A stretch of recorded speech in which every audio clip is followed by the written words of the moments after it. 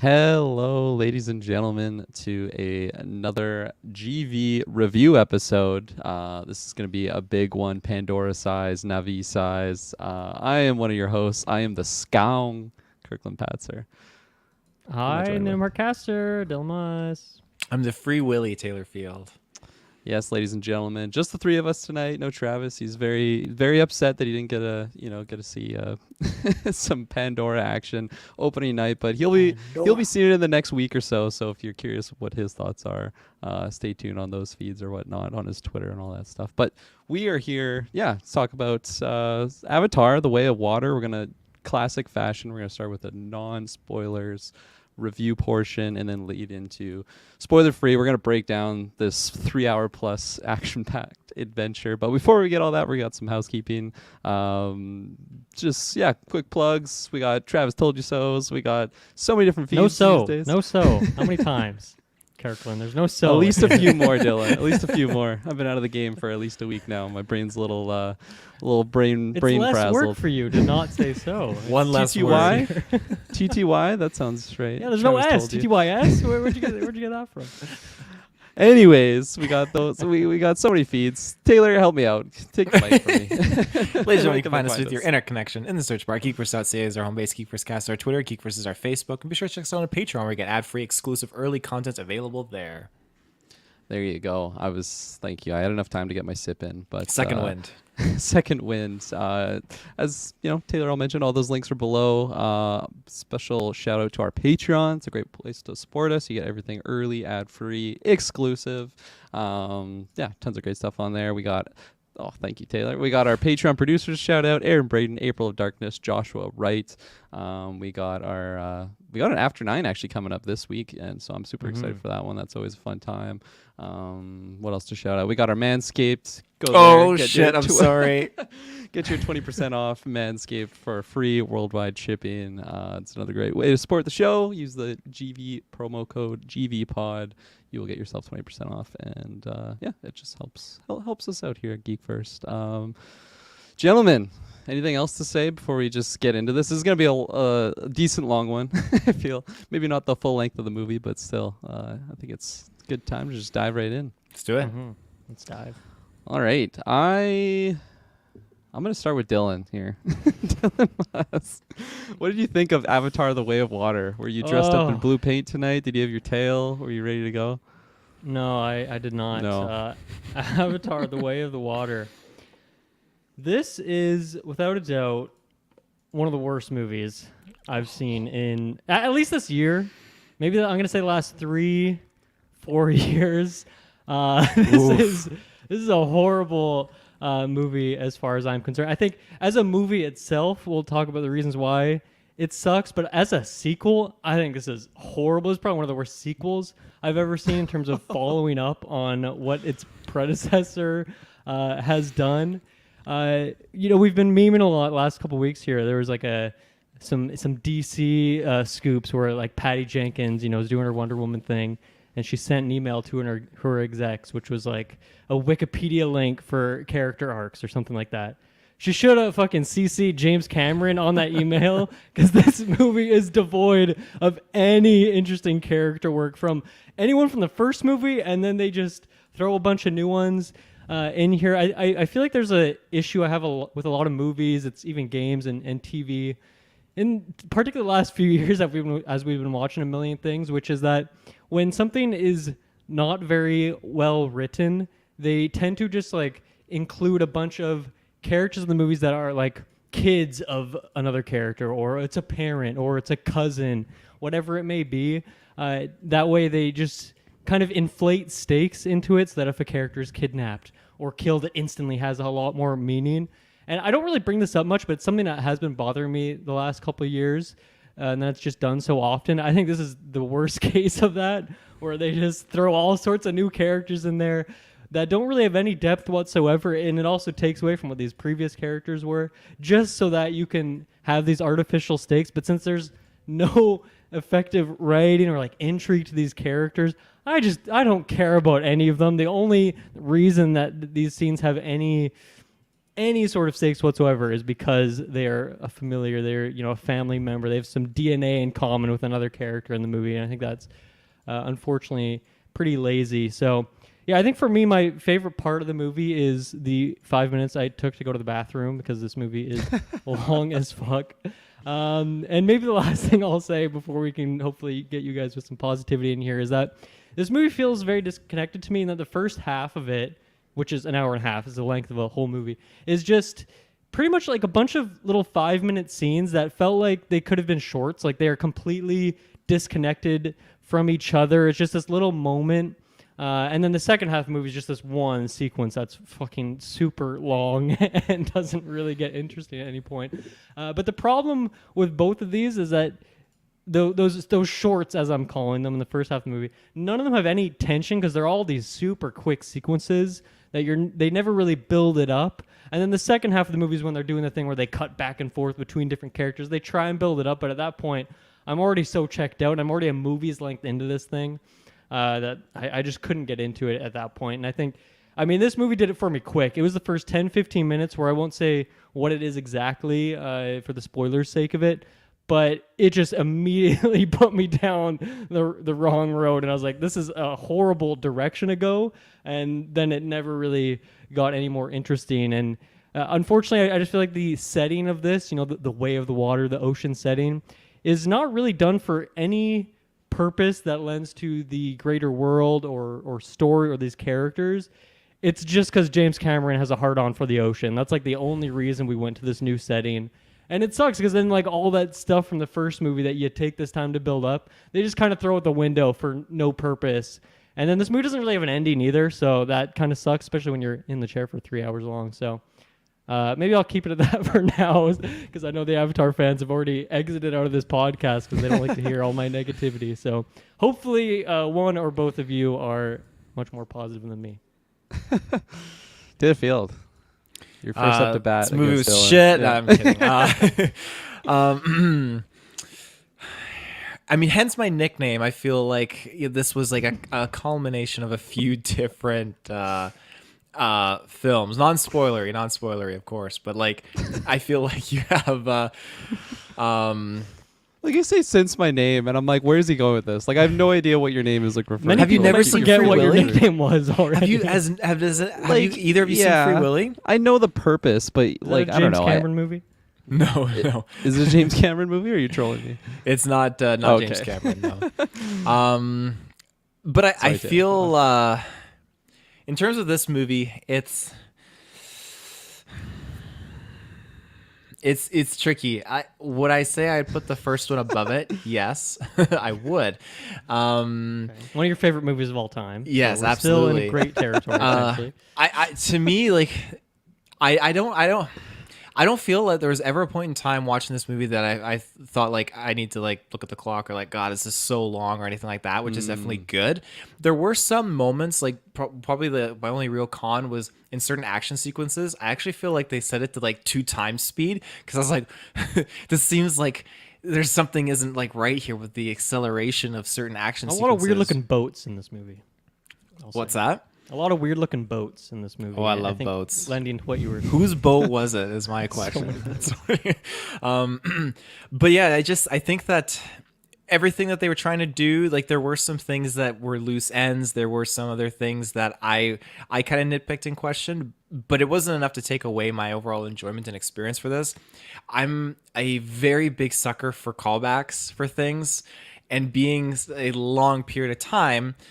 Again, that's not justification, or that's only my own personal bias, but being such a long period of time between the first movie and this movie, getting a whole bunch of callbacks to locations and just mentions and dialogue and stuff like that, I'm a sucker for it. So it just rolled me in. I'm leaning forward like, oh, there's that, and then there's this thing. Holy shit. Like, I'm not saying that out loud, but I'm saying it in my head. Shut the fuck up, dude. The lady next to me, oh my God, she was narrating this whole thing. It was Jake Sully narration, and her narration never ended. There were people that kept like popping their phones out, but they were taking pictures of the movie screen. It was very peculiar. Weird choice. Yeah, but Kids, man. I like all in all, like I will say, I really, really did enjoy this. I know I'm kind of like sounds like I'm beating around the bush or kind of hesitant, but no, all in all, I enjoyed it. Did it have some problems? Yes, it did, but it was a beautiful movie. I was a very big sucker for what they were just doing story-wise, even though it was very much identical to the first one, just reskinned in a different aesthetic, because they even used the movie scores from the first one at certain key points that were, again, those same key points in this movie throughout the same duration. So yeah, that's, again, it's not a big takeaway, because I just love being in this world, and I think it was a good sequel, and I can't tell you how badly I want that third one. Holy shit, do I ever want that third one? So I'm glad it's filmed. Yeah. There you go. Do you guys both see in 3D? Yes. Oh, What do you guys think of it? Yeah. What about you, Dylan? Eh, Big 3D guy. I've seen enough 3D in my life. I don't know. This didn't really feel like anything new or innovative, groundbreaking, water-breaking. I really don't like 3D movies, but I must say I really love the 3D of this movie. I don't know what it was. It just seemed like the refresh rate or something. It like seemed better than like what 2D movies are. And like that's something that I kind of had to get adjusted to. I told Dylan off cast that like the first 10 minutes it hit me, my bladder was knocking, and it was like, fuck, why did I not pre go to the bathroom before this? I knew what I was getting myself into. And then the 3D was bothering me initially too in like the first few minutes, and I was just kind of like upset. I'm like, oh no, this is gonna be a 3-hour just train wreck, because I'm my eyes are already bugging me. And then and like I will say, I feel like my yeah, no, I don't even want to say that. I'm going to say that for spoilers. But just like in the early stages of the movie watching, I was just totally bummed. And then luckily that just kind of like, I don't know, I think the wrinkles just got ironed out. And I totally got into this movie. I can safely say that I like the first movie more, probably by like quite a bit. But like honestly, I still think this is a solid enjoyment. I had a lot of issues with the story stuff, so I am excited to unravel that, and I definitely think Dylan is fair in some of his assessments on just like the sequel side of it. It was just like it just seemed really disconnected, and yeah, like the early stages of the movie, I was, like I said, I was upset, but it was just like, oh no, what are we doing story wise here? Like I think really the main threat of this film was probably my biggest like downfall with it. And again, like I'll go into more specifics, but and like again, going back to a more positive side, I was blown away the entire movie with just how good the visual effects looked. Like Taylor, you mentioned a couple of moments where it just seemed like kind of speedy.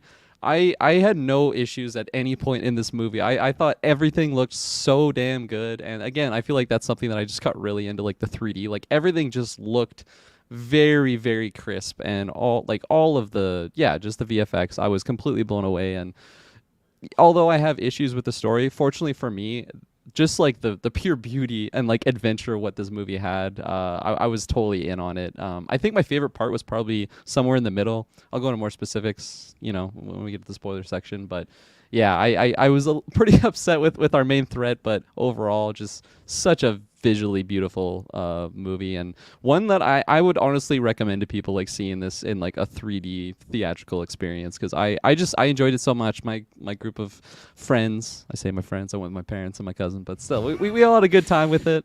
And yeah, like I I think I'll just leave it there, because I do want to get into some of these story moments. I guess my last few things I could say is like I did like the new cast that we met, but I think we could have gone a little bit deeper. But I think I'll leave it at there. Right now, it's, I don't know. I'm not super over the moon with it, but I'm definitely enough to pass it. I think that's a little bit spoiler for my review, or my number. I'll give it later. Anything else, gentlemen, before we get into our spoiler section, or you want to just jump in? I'll say a couple things. Okay. I kind of memed on the boat. I thought the boat, there's a couple boats that got destroyed, and I thought it looked awful. But that was truly the only thing that did look bad in terms of the visuals of it. Like I said, it wasn't like anything groundbreaking for me. I don't feel like that was the case, but it did still look good. And I think for me too, I really wanted to see this in theaters. If you go back to our retro, I had never seen the first one in theaters, and then I watched it again just recently. And I just really could not connect with the story or characters, really anything, honestly. And one thing you guys talked about in the review, and I think I've heard in general, is that like, oh, the theatrical experience was like elevates it so much. And so I was hopeful that that would be the case for me here. But I mean, like the story sucks and the characters aren't really well written. So like, it doesn't really matter if I'm seeing on the big screen and it looks better and the speakers are better or something. Like for me, that didn't really do it. So I guess if anyone listened to our retro and they're in the same boat as me, or I'm very curious on Travis because he and I were in a similar boat as well. If you were in that boat, you're not really a big fan of that first one. I don't really feel like going to the theater experience is so mind blowing that it's gonna get you over the hump of there not really being any sort of intriguing story here, and really it just being kind of a rehash of the first movie again in terms of that story. So I guess that would be my recommendation, but I realize I am far in the outlier category in terms of Avatar fandom, so my opinion might just be for a more niche, selection of the audience that might be looking to our spoiler-free section before they check it out themselves. Absolutely. Taylor? I would absolutely recommend this for theater.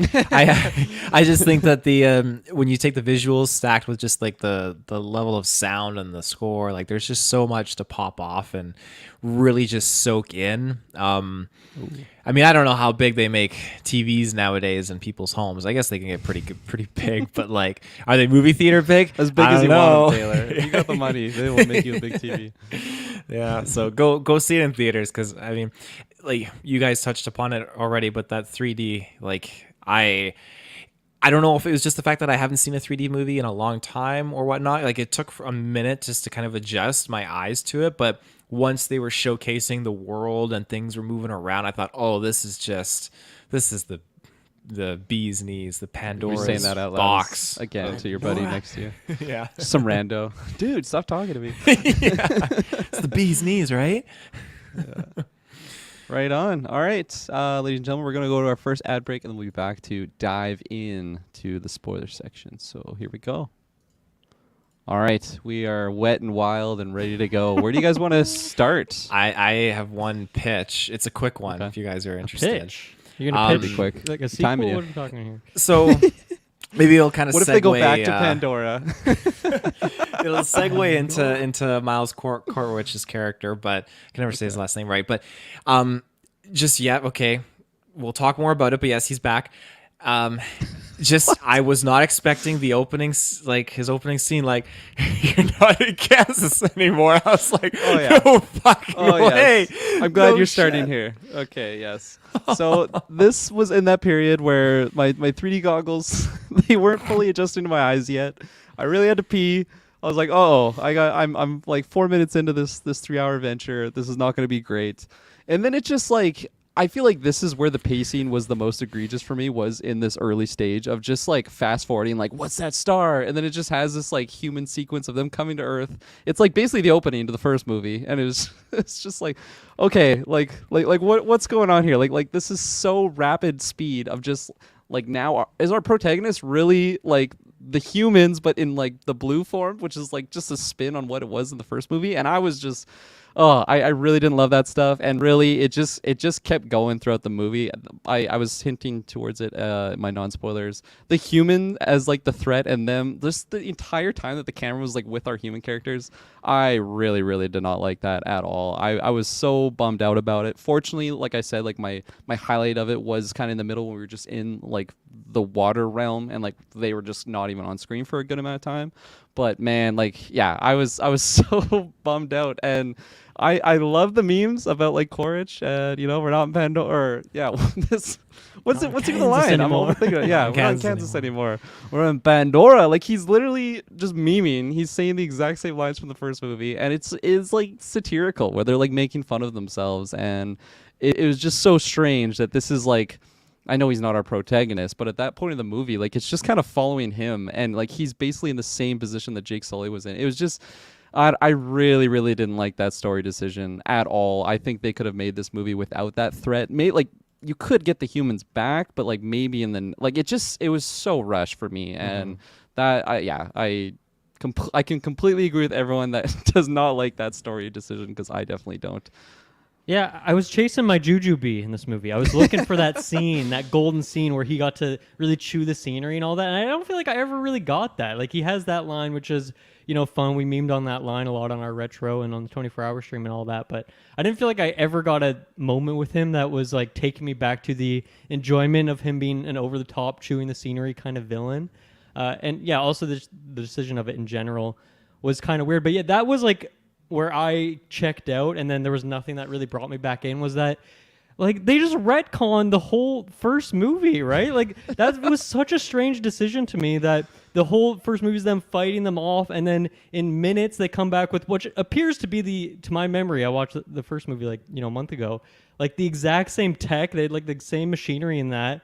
And then we just assume that they just instantly won, and then we just skip a year later. That was horrible. Like that didn't make any sense to me. Completely took away from what the whole first movie's story is now. I don't think I could ever go back to that first one and find it intriguing now, knowing that all of this is for nothing and we're not actually going to really see like what turned the tide. It's just like, okay, they did, the humans came back, they won, and then at the end of this movie you don't get the solution either. A couple characters die, one really important one, the rest like, no, the humans are still there and we're going to keep doing this in 3, 4, 5, really just spin wheels, not go anywhere. So yeah, that was a very, very bizarre decision for me. The intro for me, I was totally on board with it because we got our exposition. We got just the brace period of just being in Pandora and just leading into, okay, like this time's passed. Don't you want to know why the Na'vi lost that battle though, and like the humans when the humans returned? Yeah, I don't need to know why they lost. There wasn't even a fight. I mean, the ship's just coming down with the propulsion engines, like it just decimated. So like visually, I could see clearly why the Na'vi had to back out. And at this point, I think it was only the Omaticaya people, like Jake Sully's clan, that was really doing like heist missions and stuff like that. I think the rest of the clans were all kind of keeping to themselves and doing their own thing. So I mean, and with how many ships and how much like force they came back with, it doesn't surprise me that they had to kind of hunker down. The humans were just like left, right, and center. They were everywhere. So that kind of like filled in that questionnaire for me. But again, like I like the exposition of just leading into it, and that sequence when he like looks up and you see the star and you do see all those ships. I was like, holy fuck, like humans, man, what the fuck? And it just got like amped up more when all the creatures were burning and forest is just like destroyed. And I'm just thinking Tiri's crying. I'm thinking, man, Tiri has had it rough. She's had it fucking rough. Everything's always on fire in her life. Yeah, I feel like I don't think Dylan is that wrong in saying that like this really brings down a lot of the stakes that the first movie had. Like I really love the first movie. I don't think this decision is enough for me to like not be able to rewatch that just because I like the visuals and the like what goes on in that first movie. But like just the fact that they're just like instantly back, it's like why did they even like let them go in the first place? I guess you can make the argument that they're better than humans and like they're letting them go, but you say instantly, but it wasn't instantly. Like this was a span of almost like 15, 20 years of coming back. Yeah, because it took them like 5 years to leave Pandora, go back to Earth, and then another. You look at the kids' age when they had the kids, add like 10 years into that, then 5 years to come back. I think it was just like when they arrived, it was just like, well, we're just it's like 10 times up the ante, and like this is where I was kind of making like satirical references of like our Miles Quaritch. I'm gonna use his first name now that I know it. Miles Quaritch, yeah, with a T, the Quaritch character, and he's just the exact same again, but now he's in the blue skin, and he has this like video call that of course like his previous self just like gave him the instructions. Like if you're reading this now, like that's where it's just like the same thing too, where he's like, what am I supposed to say to this thing? Yes, and that's where it's like he's the exact same character as Jake Sully here. Like this is so strange, and yeah, I was hopeful to like get a lot of like happy meme moments from this movie, but unfortunately, it just really didn't go that route. I felt like they tried to make him like a little bit more human and like a bit of a I don't know. He's got like he's not such a piece of shit. He is a piece of shit, but he's not as much of a piece of shit as you thought. And I feel like it was such a weird decision to do with that character. I mean, the character, we talked about this in our retro once again, that he really had no depth in that first movie, right? Like he's just, he's kind of a funny villain. He's kind of like a badass, whatever. So it's like, okay, well, what's the decision to bring him back? And I was assuming when we were talking about this in the trailers and stuff that, okay, we know he's coming back. It's weird he's in a Na'vi body. I thought like maybe he'd be part of it or something, but like, no, he is the lead villain. Again, you could say there's that other sergeant lady who makes some decisions, but she gets 5 minutes of screen time in a 3-hour long movie, so she's pretty much worthless. So it's just him. And yeah, once again, the only thing that's new, you mentioned, like he's got a new appearance. You know, he's rocking the Na'vi body. But the only other difference is that once again, to add artificial stakes, they gave him some son who, I don't know if we want to talk about that now, but that is the fucking We'll save it. Some of the We'll worst save it. We'll acting I have seen like in a long time, and a weird character. So it's like I don't know, that did not work for me at all. And then you get forced moments of course, you know, from the moment you see that interaction that at some point there's going to be the moment when he calls him son, and it's just nothing unexpected ever happened generally in this movie, I would say, but particularly with that character, and it was just a very puzzling decision to bring him back. I do not understand. I do not understand that decision. Taylor, what do you think about him being back? I was just looking up the son, just like the name of him. We'll talk to you later Spider. because apparently he was in Avengers Endgame, which He am looked a blown little away. bit familiar, but Like the actor? I couldn't picture. it. Apparently, yeah, Jack Champion. Jack Champion. Yeah. Yeah. But anyways, yeah. So about Is that the kid from Iron Man? Or am I going crazy? So. I don't think so. No, I didn't he's know too he was in young. Endgame. I have to figure that out. Oh, I'm very yeah. curious now. But yeah, when it comes to Miles being back, I didn't need him to return. I think I was a pretty big advocate for that on the retro. And Travis proved me right. I'll give him that. Like they brought him back. Like holy shit, they can bring anyone back. And when we got him, I thought, okay, this is a pretty cool concept. That sure enough, they just shoehorned it in there. Just the scene where he did his memories and all that jazz, and they grew a body for him and everything like that. I thought it was actually a very cool thing because when it led to that scene where he's standing over his dead like human skeleton and he's looking at the skull, I thought, man, this would be such a really trippy thing. Just to, like you're you, but your memory only goes to a certain point, and then this other version of you existed. I don't know. It's super super trippy, very very trippy, and I like that it was just kind of a alternative human way of creating. Like you guys have said, it's just equivalent to Jake Sully and his adventure, but. How Jake Sully's mind and consciousness was transferred into his avatar, and just how they were able to just put this consciousness in and upload it into an avatar directly. Just very wild, very wild. But I love that kind of dynamic. I think the kid is when Ant-Man wakes up and he's walking through the neighborhood that's kind of post-apocalyptic, trying to find his daughter, and the kid no cruises shit. down the bike. I think it's that kid. Oh shit! He's what moving made up him in the big. world. Yeah. Yeah, he's the next Zoe Saldana in the two like biggest movies. She was in Wow, the Avatar yeah, and there you Endgame. go. He's going to be the next one if this movie is successful. Like Hopefully he gets like 0.01% royalties or something. He's gonna be and in all the new apparently DC Vin films. Diesel's in this movie too, so I guess he would be one of those people as well. I saw his name in there. Yeah, I didn't see like what the character was. He but probably played one of the whales or something like that. good voice actor. But yeah, with Miles being back in here, when I saw it, I embraced it. I welcomed it. I thought it was totally okay, and I enjoyed seeing him do what he does best. I liked that. The difference this time, though, is just he kept having to remind himself that, hey, like, I'm not who that other guy was. Like, I don't have relationship to this boy, even though I have the memories and this emotional connection to him. But at the same time, I like that there's this underlying development where maybe he might turn and actually maybe more like an anti-hero kind of thing. And if they capitalize more on that in this, then I think that would have been a lot better, instead of the whole movie being focused on him just being a repeat of his previous self in Avatar 1. We got what I felt like the little bit of turning points when he cared about his son, before Neytiri could kill his son. And at the very, very end too, when he flew off, I feel like there was even like maybe a little bit of a flash of a moment there. But I think that they needed to kind of make a little bit more space for that in this film, and that would have been a little bit better. And in terms of him being the main bad, I thought it was cool seeing these military grunts being avatar bodies and stuff like that, based off what Jake Sully was. But I think having a more of a focus on the whaling aspect and just what humans are doing here. Humans are like, hey, we need to take over this planet because Earth is pretty much dead. So we need to take this planet now, and we're going to be hunting the whales because this God. biologically immortal stuff.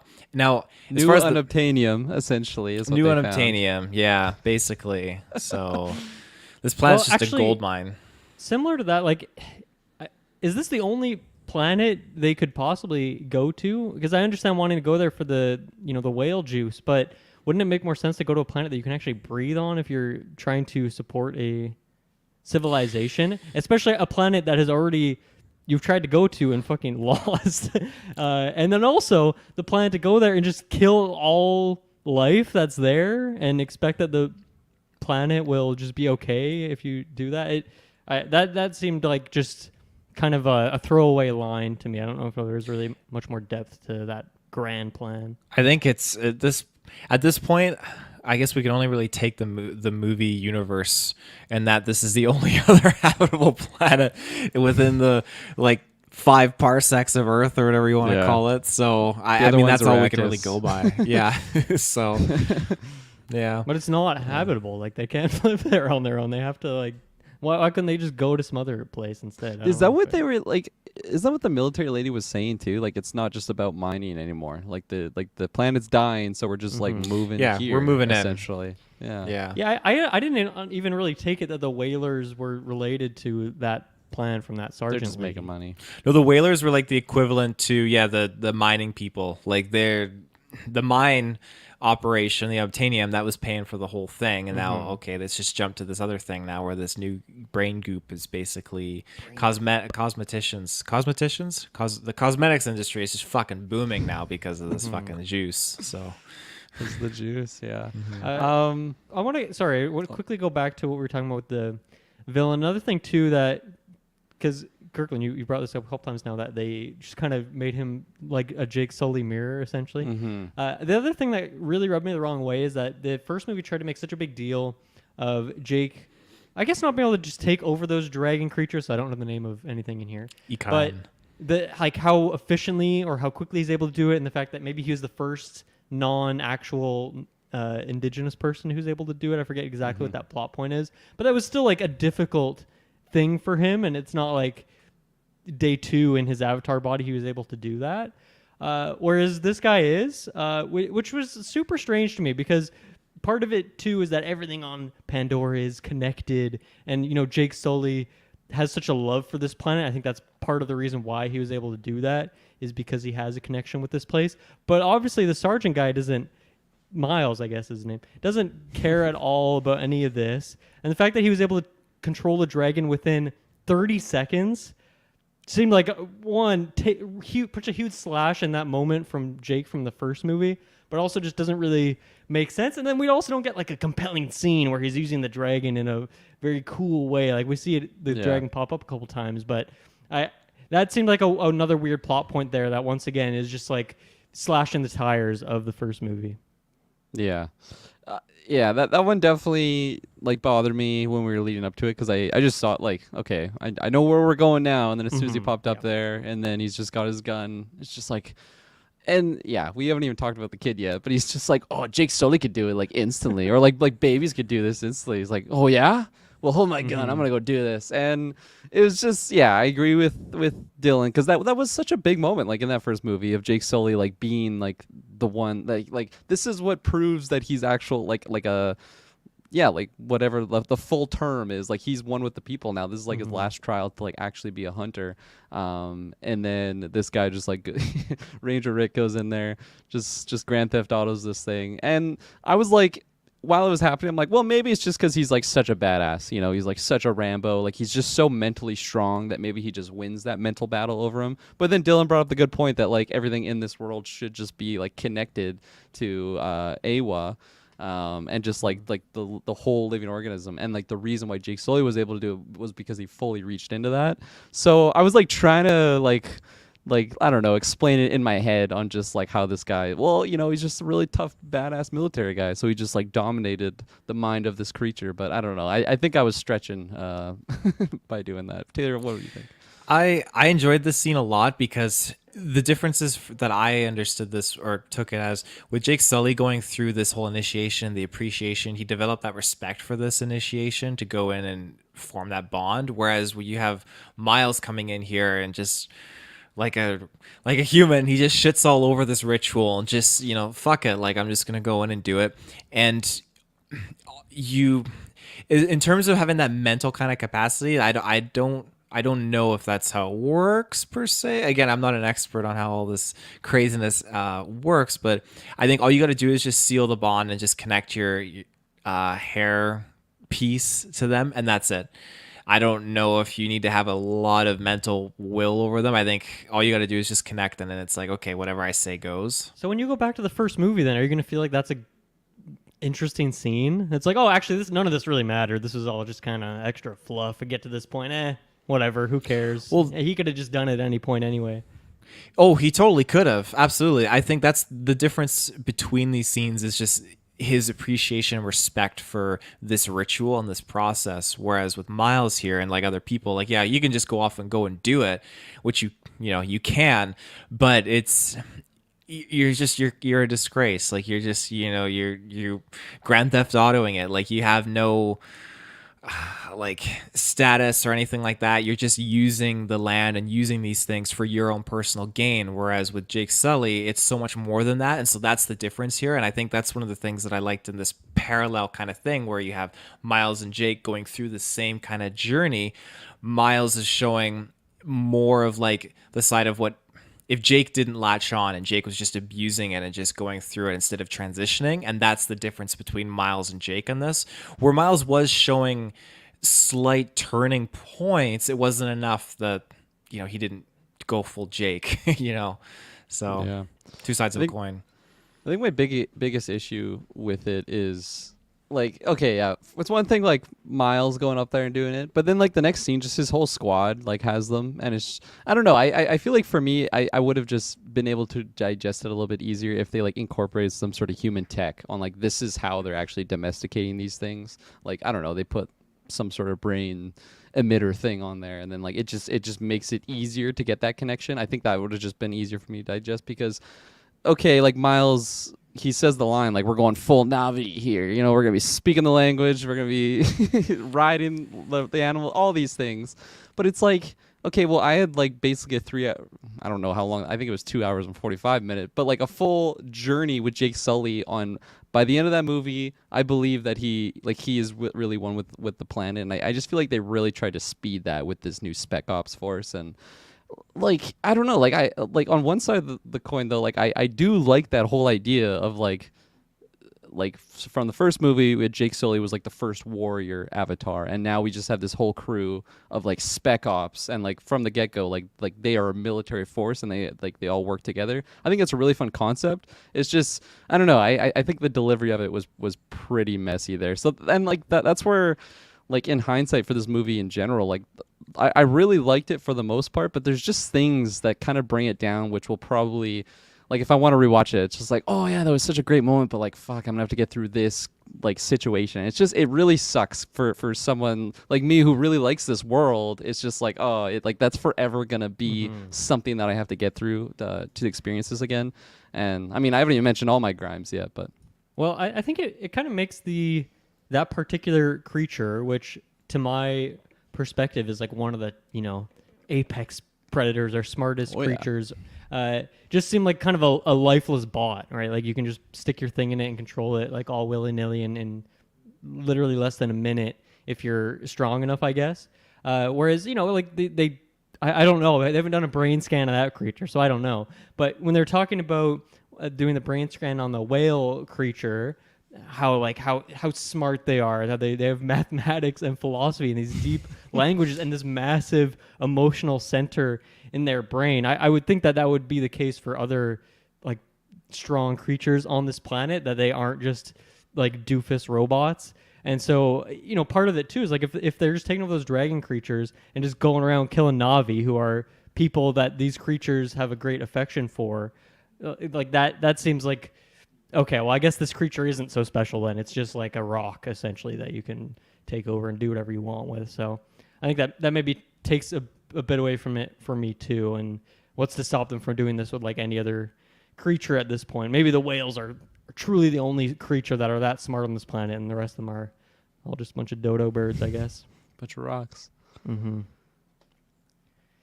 Speaking of rocks, I don't know if you guys were. I was confused by this for a good couple scenes. One of those like goons on the boat is like a huge dude who's bald and has rock-like tattoos.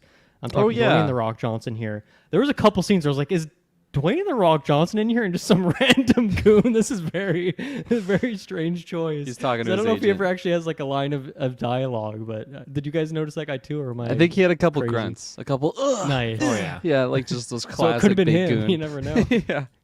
No, yeah, I noticed that guy too, and he was, I don't know, really noticeable. I think probably because of all of his ink. He stood out more so than the other henchmen on the on the ship there. Mm-hmm. Just a couple things I wanted to fire up before I forgot about them was I mentioned like the satire elements that I got from Ranger Rick, but also just with like the humans getting back. Like that first movie really hit the nail on the head that okay, humans are bad and we're the enemy, and by the other movie, we are the sky people, we are the invaders, we are the aliens, so they sent us away. But like when they first arrived, and this is when I was already just kind of, what's going on here? I swear they had like basically like imperial music, and like when like the ships come down and like the fire just like ignites the forest, the gates open. There's just these like menacing robots, and they have like the doom music. And I swear like every time that they showed like the humans, it had this like doom doom, like it was just really like. Okay, I get it. We are evil. We are the full bad guys here. If you hear a snare drum, shit's about to go down. Yeah, and that's for like I don't know. I think the first movie, like say what you will about like the motivations for the humans, but like they at least make an effort of like balancing the lines of like what like I don't know, like they're not fully evil. Maybe it's with that Parker Selfridge guy of like give them an hour. Like there's a little bit more morality I think to some of these bad characters, air quotes, but this one it just they completely like threw that out the window. Like they really didn't care. It was just no, we're gonna have an extended whaling scene that we're just gonna like like murder this mother and her calf to get to the brain juice and just toss the bot. Like it was just really shoving it down our throats that like we are evil and there's not really any redeeming traits there. But yeah, I just wanted to fire that off with just like the over the top stressing that like these are the bad guys, these are evil characters. And well, yeah. I would go only so far with that because it's the military intervention. Like when they made their first initial like landing on the planet, it was definitely militarized, and in the sense like, okay, our last time we were kicked off this planet, we're not taking any chances. We're gonna full on military land here, set up our compound, that's it. But when you look into the whaling operations, what they did was frowned upon, but then they had that important sequence there too, and diving into just like, hey, we don't whale these things in their waters here. Like we go and do it in certain other areas, so we don't disrespect the people. Because even said the guy's like, yeah, if we kill one, it's like killing their family member. We can't do that. And then it was overridden by military acts. So it's always the military sides that are just pushing the boundary of this a little bit. So there is still that kind of wall of like discretion there. And even the one scientist like, is the line written well? No, but he's like, why do you think I drink? Like, so he doesn't feel good about what he's doing. What a line. So Jesus. He didn't seem too distraught when they were murdering the whales. he was probably wasted, just not. Yeah, There's a lot of drink. yeah. He's just always hammered. Can't deal with this. Yeah. I don't know. Where you guys want to talk about Spider, our little Tarzan boy? Since we were talking about Miles, this is the other Miles. I think Spider.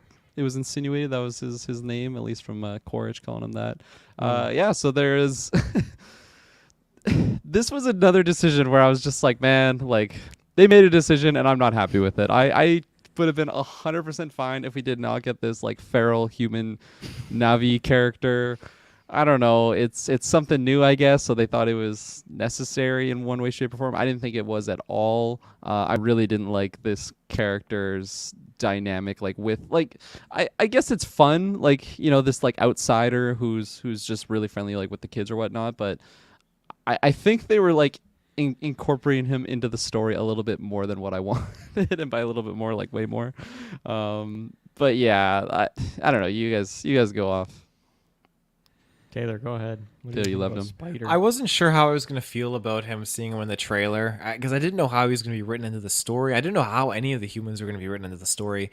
But again, it's just one of those things that they just snuck in there, like bring Miles back from the dead, just his origin and all that kind of jazz. And did I need it? No, but I did find him kind of amusing, and I liked his ties to Miles and kind of being that grounding force, and where you can see again this tension between Miles and just how he's kind of not turning into like Jake Sully, like the trees, the water, all this stuff, but like he has these moments to him, and it's mostly in like his facial expressions and that sort of thing, which I like to read into. But I think that Spider definitely was interesting in that regard, but I liked how Spider was this other factor, like with Natiri. Natiri just didn't like him, thought he should be with his own people. But then you have Kitty and Spider having this really, really strong friendship, which I really, really liked. I like seeing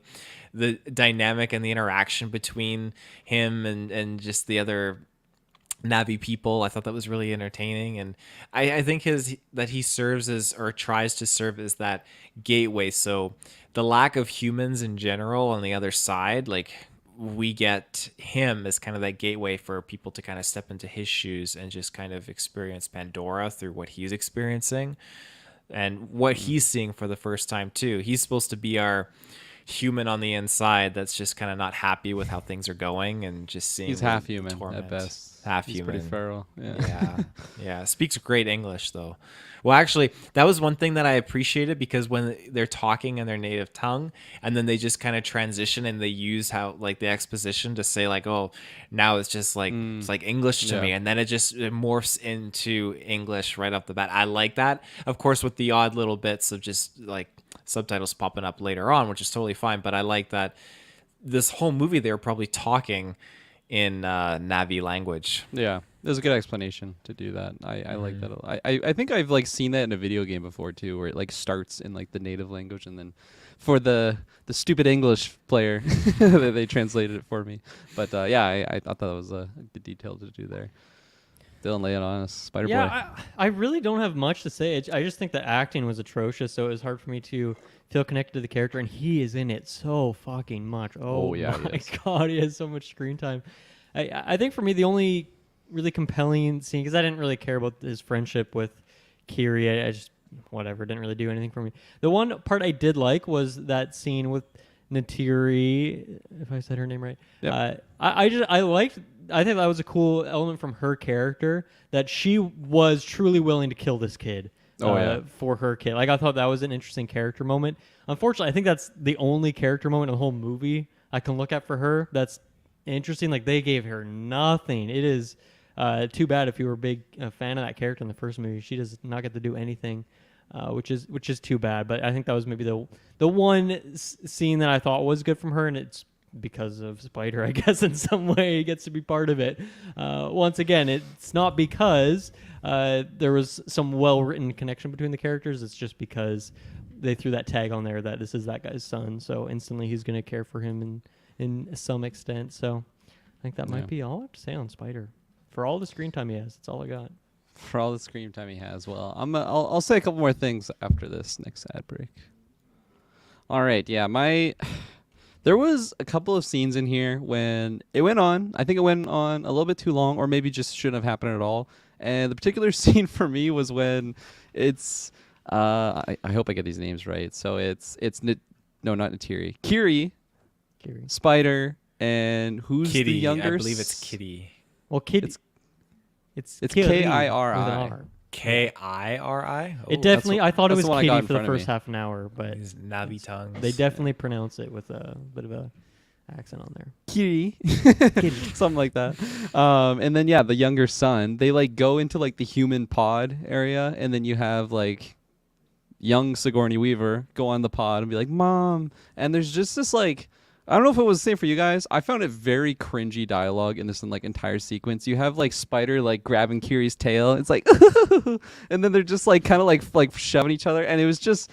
I don't know. That like maybe it's just it went on too long, or like I said, I think this scene just shouldn't have happened at all. Like again, maybe they're just trying to be like, oh, they're really close, like the bonds here, like they're really like a family.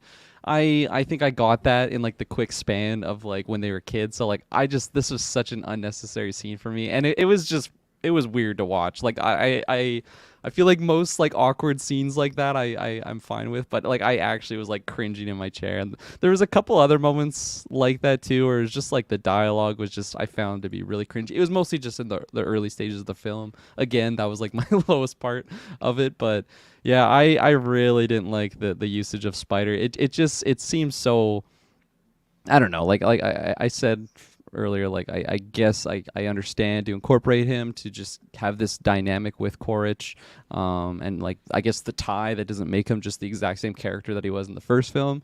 But I don't know. I just it was a decision I wish we didn't have in there. Halfway through the film, I thought maybe they were like hinting that he's actually like siding with Quaritch and like might have like a twist there, which I thought would have been interesting, but they didn't really do that at all. Maybe they're planting seeds for something in the Well, he just future, kind of but like I don't saves know. him.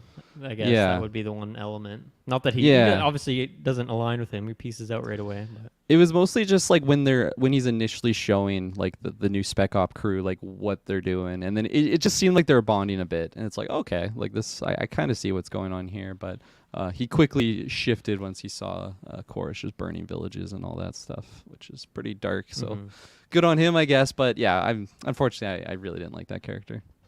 Yeah, I think generally, I don't know. I'm curious at what the next Avatar movie will be, because in a big way, this did feel like they were trying to make this the bridge movie, such that the third one will not really like Jake Sully will be in it, but he won't be protagonist. It's almost hard to call him a protagonist in this movie, just in terms of what's going on, because they're really trying to like pass the mantle off to particularly the youngest son. And Kiri, I guess I would say, is maybe the second that they're trying to set up in a big way. So I am really curious if that's where the third one will be, is that it's like their story and Jake's kind of like a additive part to it.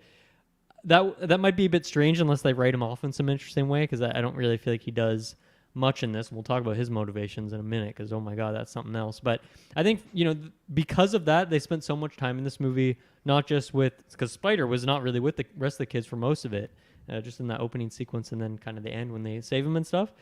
But I don't know, the teenage drama writing in general just was not working for me, where there's like, I don't know, the kids are kind of forced to work together from their parents, to show each other the ropes kind of thing. And then they're like calling her a freak at one point, and you get just a very schoolyard, like under the basketball hoop kind of thing, where the brother comes up and he's like, "What'd you say to my sister?" And they're doing this fight. And then you get like, of course, that super cringy line later where the dad's like, what do the other guys look like? Or whatever it is. Like, well, you should have seen the other guy. It's like, Jesus Christ. Like, is that really the level of writing we're doing here? So I don't know. It really rubbed me the wrong way. And I didn't really find any of that teenage drama element of the movie, which is a ton of the writing here, to be compelling in any way. So that's kind of me banging the same drum over and over again. Is like every decision not working for me. Writing bad, but there you go. For me, I feel like I kind of grew to actually like the family dynamic of whether they're teasing each other, and like you meant, like even just like I think I started enjoying some of that like schoolyardy thing of like it doesn't. I think what they're trying to, I don't know, convey across, or at least the way I took it, is just like it doesn't matter if they're like this different race altogether. Like the family kind of always, like family will behave like how they would normally, like just classic sibling rivalry, or maybe just, I don't know, really looking out for your family. And that's something that I kind of grew into, because in the early stages of the film, just like the Sullys and like their family dynamic, I just really didn't love it, because I mean, I was gonna bring this up when we got to Jake Sully, so maybe I'll save most of it for when we get there. But it seemed like they were so different than the way of life that the Na'vi had. It was like this very like Earth-like human tradition where like you have like Sully doing like the whole military thing, and he's got all these call signs and everything, and everyone's just like it seems so separate from the way that the Na'vi were living in the first movie. And I understand there's been a lot of time. Jake's been the leader, so he's obviously been changing things, but just in the early sequence of like the Sullys interacting with each other, it just seemed a very human like filter over what from what I got from the first movie, where like the Na'vi really have their whole way of living and just interacting with things. And I think coming into this one, before I saw it with the new characters and the family dynamic, I was excited to see just how Jake Sully like has really evolved into just a full-on Na'vi. And I think it's just, unfortunately, I think they kind of took a step back from where he was fully immersed in there. But getting back to my initial points, like I feel like just it's mostly like the kids. I feel like I grew to like them more, and just them like looking out for each other. I think I grew to like that as the film went on. But fair assessment from Dylan. Taylor, what do you think? Their struggle amongst each other and just kind of like having this dynamic. It's something we've seen before, where the one child is kind of going to go off on their own. They keep making bad decisions, and the older one has to bail them out, and paid for it with his life. But the dynamic with the other kids from the other clan, I definitely didn't mind that, because it was just the five fingers thing. Like, they're just being like, you're an alien. Like, they were being racist pretty much. Like, they're just like, you're a freak, Parker. So all that kind of stuff. And yeah, I didn't mind it. I thought it was totally fine.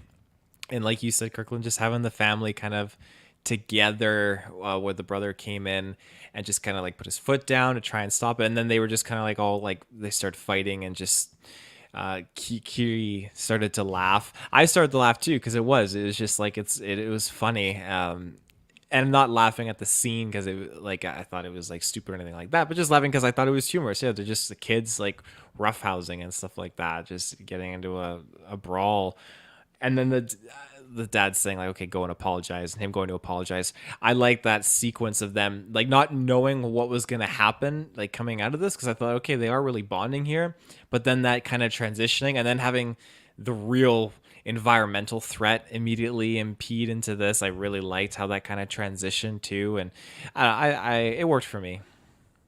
Yeah, right on. Jake Sully, you guys want to talk about him? Or? Let's talk about Jake Sully, please. Yeah. I not so protagonist. Well, yeah, I mean, he still kind of is, but he like probably has less screen time than some of these other characters. I don't know. I'd like to see the calculations on that. I'd be curious, but I'm really curious what you guys thought of this, because to me this was maybe one of the most puzzling things, and I've already been puzzled by many of the decisions in here. But for me, like, okay, we're establishing that, like Taylor's point, they've been here. He's been part of this crew. They've been building this family for like 15 years, maybe, give or take. So obviously he's like built like a pretty strong bond with these people that he already had a strong bond by the end of the first one, I would say. And then once again we do the 1 year skip where the humans have kind of taken over and all that stuff. So to me, it was a very strange decision from Jake to abandon his people. Because he's the strongest warrior, right? So the strongest warrior is going to leave to, I guess, just let his people die. Because obviously they know that they want him, but also the people want to just kill all the Na'vi, right? So he's just leaving them defenseless. This is the way I took it. So if you guys have a counter take, please bring it on at some point. So that in itself was puzzling. But then the fact that, like, how dumb is Jake that he's going to go to this other civilization of people, knowing that the humans are never going to stop hunting him. So someday he will get found out, and how many people are going to die along the way, or you're going to fuck over this society of people who did nothing wrong. Just none of that really made any sense to me. Like, he does not give a shit about anyone else. He should have sacrificed himself up or tried to defend his people or done anything else other than what he did. And I mean, he is kind of a dope in the first one a lot of the times in terms of just his decision making and stuff like that. So maybe he's just not smart, and that's what it is. But I'm curious what you guys think about on that, and if I'm missing like an element of his decision making. I took it as it was very much the human side of him making that decision, and him being who he was would just override Natiri and how she kind of saw it, where you protect the people, and that's the whole baseline for the Na'vi people. You are one of the people, you protect the people are everything. The human side, and I think this is a very well represented thing in human society, like people in general are going to protect their family first and say fuck all the other people. I'm not saying Jake Sully's saying fuck all these other Omaticaya people or anything in the movie, but his concern was his family first, which I associate with being a very human trait as opposed to a Navi upbringing. So when he just kind of bowed out, you're right, like he's putting other people in danger by hiding, because eventually he would be found out no matter what. But I guess to him, he thought it was far enough. But I guess he says it too, like, I don't have a plan. That's literally his words, like, I don't have a plan right now. All he could do and think of was just to get his family out of there where they could sneak in under the radar, which was definitely not okay. So, yeah. Well, isn't it like, because he has that kind of that character arc, you could say, at the end where he does change and he wants to fight at the end of this thing, and then it like fades to credits. But like that only happens after he has already failed at like defending his family. So it's just like any motivation is just like such a selfish decision on his part, and that he does not give a shit about anyone else. But as soon as one of his own is, you know, the cost, then he's finally going to change. So it's like I'm not really invested in this guy. He's kind of a piece of shit. Yeah, this was still in that first act period where I was just kind of not vibing with what was going on, and it just seemed like a very like poorly written character decision where I feel like from Jake Sully at the end of the first movie, it just seemed so not right that he would just be making the decision. Now, I know there is like, you know, a decent amount of time between the first and second movie here, but like I feel like the reason why he is fighting at the end is because he's like, well, they're not gonna not come for us. Like we essentially like have to push back with all of our force here, and it seems like they have like some decent military tactics, at least from what was showcased in that You first think in the film. 15 years they might maybe think of a contingency plan if someone comes back, and or other future invaders.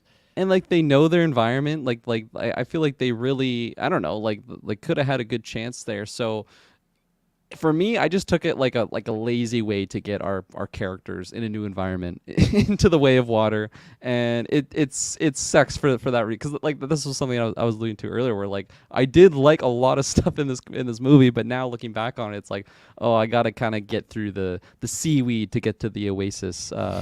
You know, you could maybe say. So for me, I just felt like it was really just a poor decision, like writing wise, to just have the character be like, okay, you know, we're just gonna fuck off here. And like for me in the seat as I'm watching, it's just like, okay, well, how would the humans know that he's just gone? Like why would Quaritch not just do to what he did to the like island people when he was just like burning villages or whatnot? Like who's to say that he wouldn't have just done that to the Omaticaya people? You know, like. Well, they weren't able to track him, right? And once they learned that the raids stopped, then they thought, okay, like Sully's gone into hiding. Yeah, figure out where he's gone. Like that's they like didn't a stretch, explain it enough. Yeah, like what that's do you for guys think sure. the military did to his previous people? Because at some point randomly, like the two scientists just like show up in the new town to like save what's their face after they get, I forget who got hurt. Someone got hurt, and then they Kiri. like, bring in the two scientist characters. Kidri, whatever you guys are calling it Yeah. these days. So I don't know. You would think the military would like be keeping an eye on these people from the previous clan, and if they were to come to this, Well, new that's what place, happened, right? they'd That's how follow they them. found him, because like the helicopter. No, It's like weren't the they just helicopter- searching? I thought they were just searching islands randomly. Is what I. Well, they were thought. searching. No, they weren't searching the islands yet, because there's the gravitational flux in the floating mountains, the Hallelujah Mountains. So they can't get a lock on. So when this helicopter comes and like leaves the flux and then comes into their radar, it's like, oh, we have a rogue copter in this general area. Let's go check it out. And that's Yeah. when they start exploring. That's where I was like, of Right. course, fucking Norm, just ruining the whole day Norm. again. Like they would have been fine if they didn't have to call in for like Yeah. the human backups there. It's weird. I mean, I guess it's not that far away, but they feel like they tried to make it seem like, oh, it was such a big journey we had to go on to escape. But it's like, okay, well, I guess they're really not that far away. Like probably could have done a better job of hiding or something like that. Yeah, so unfortunately, I have a lot of grimes with just basically what Dylan was highlighting there. How we just, I don't know, like Jake Sully for me, he just seems so different from what the first one is, and I did like the family motivation. I get it, but I feel like he's been the leader of these people for 15 years. Like, it just doesn't make sense character-wise for why he would have made that decision. Like, it's really just to get us to point B. And I really liked Point B. That was really fun. But this is where I felt like maybe The Way of Water should have been like the third movie, and like the second movie, maybe it would have been to repeat of what the first one was, of like having the humans back and like, but again, like maybe we still could have saved the humans for the third movie and just had like a domestic issue going on. Like we saw like Natiri and others like fucking up the spec ops. Like we saw Avatar v Avatar on screen. Like, why couldn't you just had that for like a full second movie? You don't need Spider Boy in this. You don't need Quaritch back. And like maybe it just would have been a really seamless transition to get our characters to the Way of Water. Like why are they there? It's just to get all of that out in like, I don't know. It probably was like an hour or so when they got going, but for me it just felt so short. And I think that's a big issue for me, like with this film. I think because I fucking love the forest land, and I don't feel satisfied that I don't feel satisfied with the reason why we left. That I think that's the main thing I'm trying to say here. And I like both, but I just feel like maybe I needed more. I don't know, a better caravan ride to the Way of Water. I hear you, especially when they don't even like tie up this side of the story too. Right, this feels like a part one of, we know there's like, what, or 5, 6 of them, 2. Like it didn't even resolve this issue. They're just like, okay, I guess we'll push it to the third movie. So you're still gonna get that. They're still gonna have the human issue in the third one, but then they also tucked it in here. Yeah. Taylor, anything to say on what I spewing? Nonsense. No, I think I already kind of touched upon it. Just okay. the transition. Yeah, that's fair. All right, where do you guys want to go next?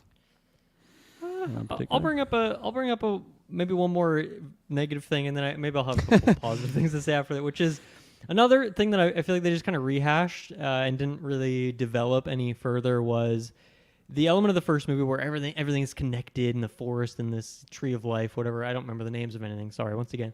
And I feel like they just kind of did that again here, where the water is with us all and it connects us all and it's around us and it's in us. But like I don't like, what was the evolution of that thought? I guess maybe they're trying to just say like, oh, to this group of Na'vi it's the forest, even though it's the whole planet. It's kind of unclear. Yeah. But then to these people it's the water. Yeah. But there wasn't any like nuance or differentiation. Like it just felt like the kind of exact same thing. And then they replaced the world tree with the jellyfish looking thing, and that's supposed to be kind of the equivalent there. And once again, you can go there to like connect in and all that stuff. So that, once again, weird rehash where it's like you just took the template for this first movie, changed the trees to H2O, and then you just like reran it. Like James Kramus is like, you know what, this first movie was perfect. Let me just change a couple of the details, copy some homework, and then just let's fucking redo it. Let's redo the exact same things. That was another element to me that I do like some elements of the world building. I'll bring up some of those soon here, some actual positives that I have. But that felt like a very weak, thin addition to this one. Yeah. I think you bring up some good points there, where I think I was just totally getting splashed in the face by the visual effects, the 3D, and I was just totally like, man, this is amazing. Like I was totally engulfed in there, that I think I just kind of had those rose tinted glasses, one might say, where I just kind of was looking past that. But that is a good point, that they didn't really make too many big differences there. Like you still have the connect with the cord, which is fine. Like I don't need there to be a different method. Like they are the same race, subspecies, sort of like evolved differently, but still like all the bare necessity thing is there. I like that it is still like Awa, and like it is this similar it is the same idea, just like through a different lens. But I think the lens could have been just more different, So good point there, because I didn't really like even think about that too much going into it. Like I do like that they have their own version of like the world tree.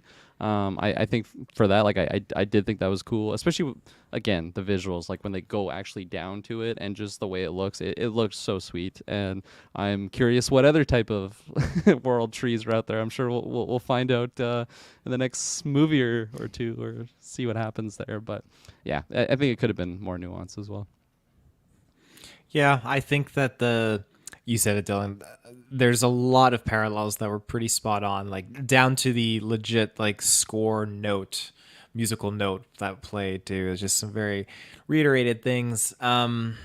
But in comparison to just kind of like changing up the reskin with water, I liked it. I like the aesthetic because it's a little bit of something familiar, a little bit of something new, and just kind of like putting its own spin on it. And it just kind of feels interconnected with the whole planet, where you have these different sites that they referenced in that first movie. And just to see it underwater, very, very cool, and see just these other things that they can kind of connect with down there too, which is pretty cool. And even the way they kind of served up the oldest son, because we saw a death scene in the first movie where they buried the person in the ground, but in this sense it was very much like just the seaweed was just sucking him dry. So it was like an anemone, right? An anemone, is that what it's called? sea From Finding anemone. Nemo? Nemo's gonna be in there. They just grabbed him and went down. Mhm. Yeah, and again, like that's something that was kind of cool, where they have the same idea. All energy is basically recycled, and this is just a different way to say goodbye. Definitely. I feel had like something I got lost most it. of my hate and negativity out. I I want to hear why you guys love this movie. I want to hear why Okay, you yeah. really enjoyed it now. I will sit back and I'll let you guys gawk for a bit, and I'll try not to cut in with why I didn't like a scene that you liked or something like that. Let's get some positivity in here. I feel like I'm dragging this down a bit. I think I got the vast majority of my salty juice out too. So Taylor, where do you want to go with? I'm spent. I got no positive juice left. No, I'm kidding. I'll go here then. So like I was mentioning, I think my favorite part of the entire movie was kind of just, again, it seems similar to the first movie, but like them just learning the ways of these different Na'vi. I really liked how maybe like this subspecies of Na'vi have like just evolved to their environment. Like they have thicker tails that help them swim. Their arms are bigger, and like the fins and like all those details, like they're different, like skin tone, even all of those things that made them like really I don't know, just excel in their environment. I feel like that's stuff I kind of looked past in the first movie, because at that point, those were the only Na'vi I knew of. And now, like, knowing, like, no, they're more slender because it's kind of like, you know, how you see those, like, lanky monkeys just, like swinging in trees and stuff like that. Like, they're just so geared to their environment. And it would make sense that the slender Na'vi, you know, are better in that environment. And then here, they're, like, making fun of their tails. It's like, you can't swim with this. And like all of that stuff for me, I think that was really fun. And again, just like it might be cheap thrills, but just like them learning about these new species and like the way that they kind of have to get that bond with them, which is pretty similar to what goes on with the other creatures. But I think more so too, I was just absolutely blown away by like the water CGI, which fortunately there was a lot of it. And I think, thank God Spider wasn't in a lot of those underwater scenes, because I think I would have been taken out just a little bit from it, because I said like the visuals were stellar. Maybe any moment that wasn't, you know, 10 out of 10 for me was probably when Spider was on screen, because or like any human really, just blending in with the CGI just doesn't look as good as a pure CGI character. But all of the water elements, the way that like the bioluminescence was like glowing off of them, and like all the creatures, I was just, yeah, that for me is like basically what's passing this movie. Because like story-wise definitely falls short, but just, man, the quality of those effects and just all the new creatures that were like, was just like so many different underwater mammals. Is that what they are for fish? I don't even know. I'm not a marine biologist like that one asshole drunk scientist in this movie, but I was so blown away by all the underwater stuff. And just when like big storms are going on, when we have Loak, I think it was the younger son's name, like when he goes on like basically that suicide mission with his air quote friends, is just like, oh, like I felt like I was in a 4D movie at points. Like I just felt so immersed in this world. And you know, James Cameron, you totally pulled it off with the technology, at least for this one. fire sprinklers going off. You're just like, oh, it's so immersive. It's so hot here.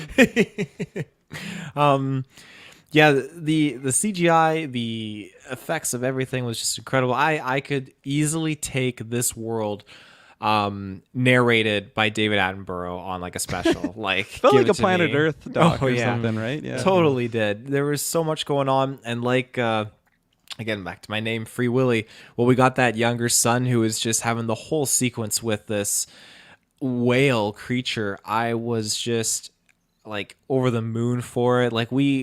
I felt like there were so many scenes spot on pulled right out of Free Willy that were just thrown into this movie. Like I I might have to like eventually when this movie comes out and I can get like screen record parts, I'm gonna do like side by sides of Free Willy and just show the world like, look at this. This is like Free Willy. He must have watched Free Willy and is like, I'm gonna put this fucking whale in my fucking movie. So He directed, I loved right? it. Did we talk about that? Yeah, he's directed. Yeah. So He went I back think to the well on this one. He went back to the well on Titanic. He's like, I want to do that again too. Oh yeah. So he went back to Free Willy as well.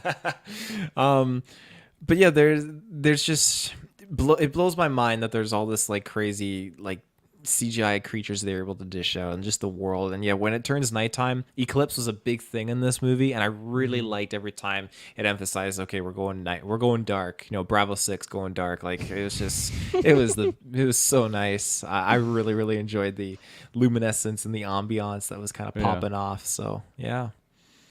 I think the highlight creature for me was like the backpack oxygen providing creature. Those I were thought cool. That was kind of Yeah. interesting.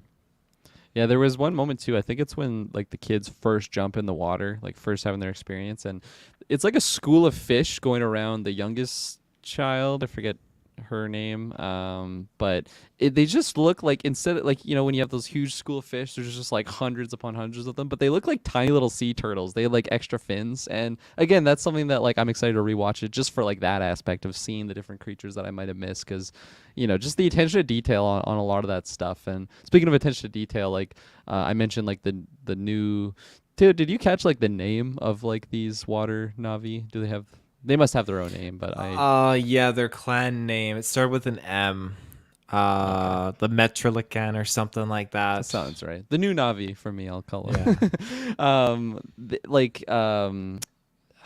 Soraya, I think was her name. Like the main Chief's like, daughter. Yeah, Chief's daughter. There you go. Thank you. I'll be throwing out these nicknames for the rest of the cast.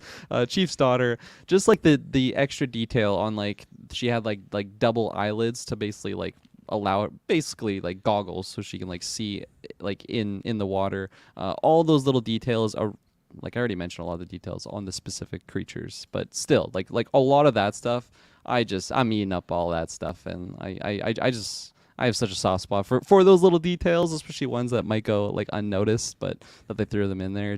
It's one more thing that just adds to the immersion so much. And yeah, I definitely like, that is what I was trying to get out of this movie, and I completely got that. So that's definitely like what is passing this movie for me. But unfortunately, there wasn't a great plot, you know, to supplement it. But still, I loved all of, and like it's just the fact that it just felt so much warmer because of like the clear water, and they're just living on the water. I like their little cabanas and like the bouncy like The trampoline trampoline. thing. Yeah, all of that was just it was so great for me. And yeah, I like the.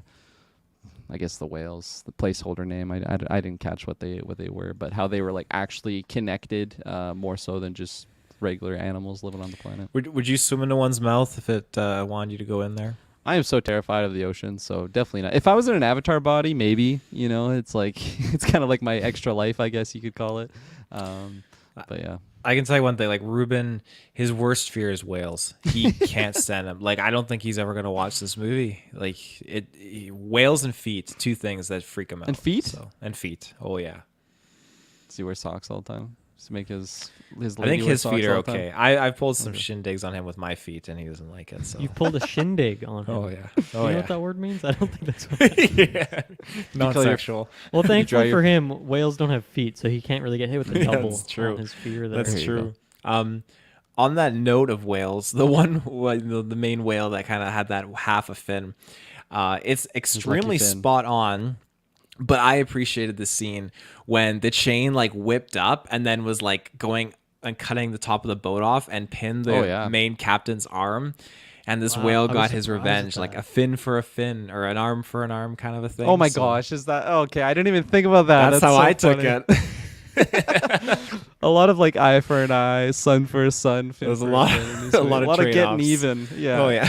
That's so funny. I was didn't even shocked when think that about happened. reference. I didn't Me know too. this movie had a rating to do that kind of thing. It's a What is Disney this movie. rated? Gotta be PG-13 or That's a something. good I was question. like, I don't I'll know if check. you're allowed to do that, James Cameron. You got away It says with it. 'cause these 12A on my screen. I don't even know if that's a Wow. real rating. 12-year-olds should not be watching dismemberment like that. And all the Yeah. man, Spider, what a potty mouth on that guy. He's saying "fuck you," calling people Yeah. dipshit. Did he? all He this actually stuff. said "fuck." Drop the I had to F-bomb. double take that. Like, did he actually say that, He or got did he the just one go F-bomb in yell? the movie. You got the one F bomb, yeah. which- Okay, then I know. you which get scene you you're get talking one about. right to keep it that like PG-13 rating, and he dropped it. But yeah, like I was even surprised about definitely the dismemberment, but even just like there's a decent amount of blood at like some sequences, people getting shot. I don't know. I feel like blood is something that they really try and hide to keep a certain rating, but again, it's probably one of those things that they have like a limit that they can show or whatnot. Cameron didn't tell anyone. He just slid it in there at the last second.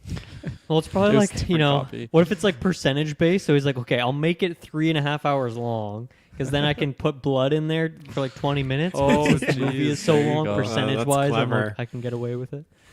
That's the Clever only boy. reason why he made it as long as he did. Speaking of clever, we're going to go to our next ad break here, and then we'll be right back. All right, and we are back from where we were. And where were we closing? Or I guess just, talking about the things that we liked about this movie. I had already mentioned, like, the family bonding stuff that I ended up growing to like. A lot of that, too, I think, is just what they kind of went through, like, in the ocean world.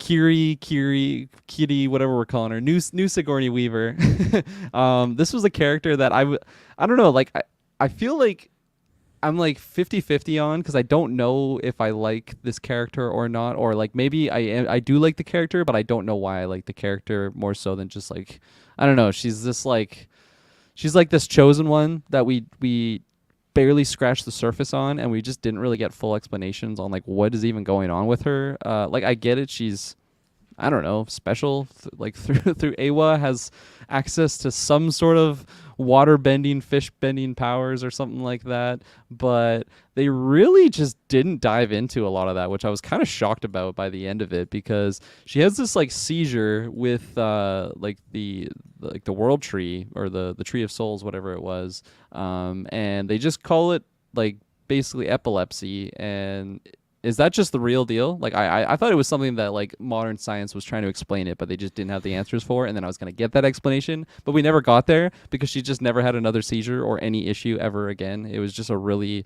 strange moment to get a human ship there so that our new protagonist, Miles Quaritch, could just find his enemy. Like it was just, for me, that was another thing that just kind of was shadowing over me for this character, at least, because she does, like, she has significant role in this movie, but I was just shocked that they didn't really like dive into that more. So maybe we're saving it for the next movie, but still, that's so strange. I think the epilepsy thing, because that was just when the one random scientist dude showed up, so that was his take. Yeah. But like they've never interacted with this creature, this like world tree of the water thing, so I don't think they really know yet. But watch in like 2 minutes in the new one, in number 3, Miles is going to learn how to control these creatures too, and then he'll just like send all these sea anemones and things after people. God, I hope not. I'm just waiting to figure out, like, okay, who the father is, because we got that whole dream sequence going on there, and the chosen one. We got the Anakin Skywalker, the Rey Skywalker. Like, she's a Skywalker, so I'm looking forward to seeing what's going down there, because if I remember correctly, I'm pretty sure in the first one there was that direct connection with Grace's avatar, because when they tried to put her soul in there, I just take this as maybe Grace's soul has just kind of like gone to Awa, and then Awa's That's just what kinda I like, thought. Yeah. I Yeah. ate that up, and I was happy with it. I'm like, that's a good explanation, but now it's just like, who's the father? And it's like, this is a question I never posed and I never really was going to pose. I just completely was okay with the it's explanation of just Norm, being right? Awa. Yeah. Norm and Grace were getting it on. God. And like Norm too, big backseat. I wasn't really asking for more of this character, but that's something that I felt was pretty disconnected from the last movie. Was he was basically like Jake Sully's like initial guide into this like mystical world, which is Awa. You know, like he was the one that was explaining like I see you, and then like how big of a deal that was, and just the whole like he like gets offended when Jake is just kind of like not caring about it. And then in this movie, we have the seizure moment, and like she connected to Awa, and he's just like, no, she's just like fanatic religious whatever was like the definition that he said is just like, you know, like what's the word I'm looking for? Visions that you're seeing, hallucinations. There you go, like this sort of thing. And he just immediately like disregards it.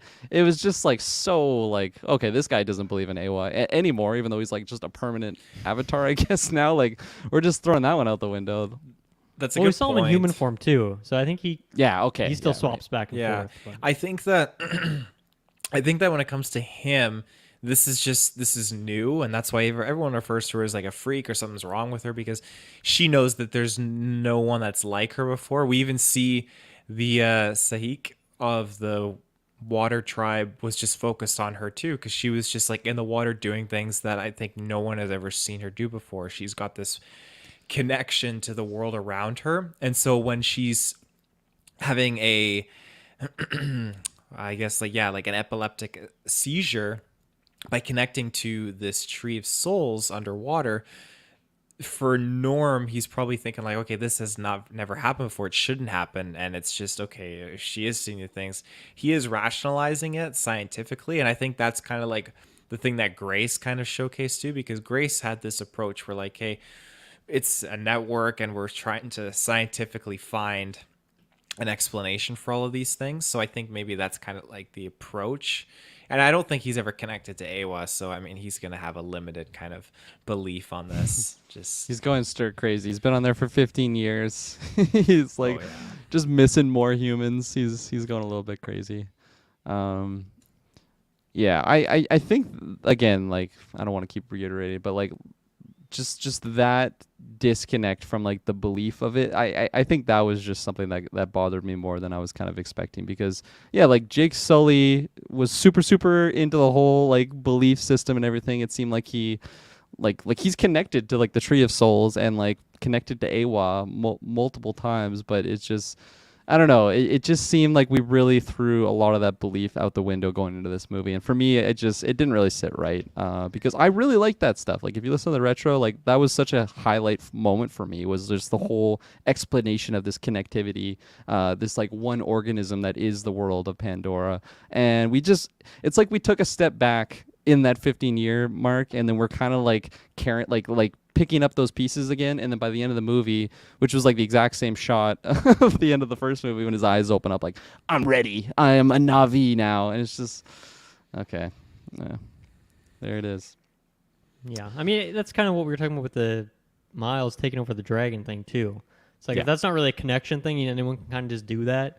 Then like, does any of this really have any meaning? Does anyone actually really connecting? Or maybe Norm's right. Maybe all of it is bullshit. Anyone can just do whatever. If you have the fucking antenna, you're good to go. You can do whatever you need to do. Yeah.